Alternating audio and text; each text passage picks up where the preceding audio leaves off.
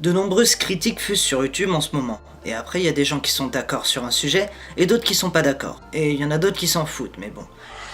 La critique est un examen raisonné, objectif, qui s'attache à relever les qualités et les défauts, et donne lieu à un jugement de valeur. Ça, c'est une définition du mot critique qui me convient personnellement. Je trouve qu'il y a de plus en plus de gens qui définissent la critique comme péjorative maintenant.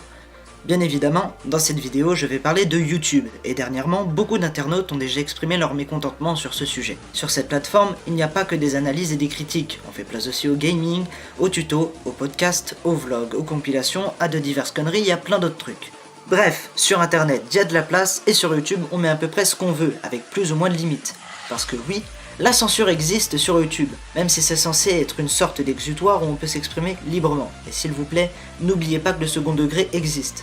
Mais bon, si on peut vraiment mettre tout ce qu'on veut, on retrouve du coup des trucs cons ou inutiles et pas forcément instructifs, que ce soit divertissant ou pas. Ce que je veux dire c'est que, par exemple, certaines personnes peuvent se divertir en regardant de la télé-réalité. Bon, je dis ce que je pense, ça sert pas à grand chose et c'est pas culturellement enrichissant. Tandis que si une personne lit un livre ou joue à un jeu vidéo ou regarde un film, etc., bref, ça sert à rien, mais ça peut apporter des connaissances. Et sur YouTube, on retrouve la même chose. On peut voir des vidéos bien écrites qui partagent des sujets intéressants tout en se démarquant des autres.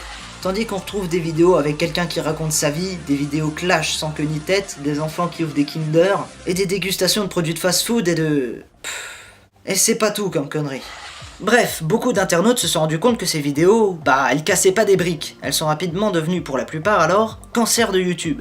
Certains me diront, mais pourquoi on retrouve tellement de vidéos de ce genre sur YouTube alors ? Eh bien Fred, cela est très simple. Ça fait des vues et donc de l'argent. C'est exactement la même raison que pour la télé-réalité. Ça plaît aux gens de voir un gus devant une caméra, ça fait de l'audience et de l'argent. Pour le reste, je préfère mettre un extrait de la vidéo du roi des rats, il explique ça très bien. Je mets le lien de sa vidéo dans la description. Salut à tous, aujourd'hui je vais vous parler d'un sujet qui me tient à cœur parce qu'il m'exaspère au plus haut point. Les réalités tubeurs. C'est un mot très moche que j'ai inventé mais il définit parfaitement en quoi ça consiste. Un youtubeur, dans ma définition à moi, c'est quelqu'un qui par le média de YouTube transmet une œuvre qu'il a pensée, imaginée et créée de lui-même. Travail minime soit-il. Mais depuis un moment, quand la mode des youtubeuses beauté est arrivée en France, le contenu sur YouTube a radicalement changé. Le contenu de base sur YouTube était orienté vers l'humour, le partage de connaissances, puis le partage de conseils beauté pour au final arriver à je vous raconte ma vie. Et c'est là où ça me dérange énormément.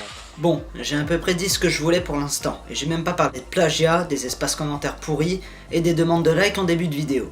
Mais laissez-moi vous dire que YouTube est un réseau social où des communautés se créent petit à petit. Ça permet certes aux gens de se regrouper pour mieux partager ce qu'ils aiment, mais la discrimination est présente partout.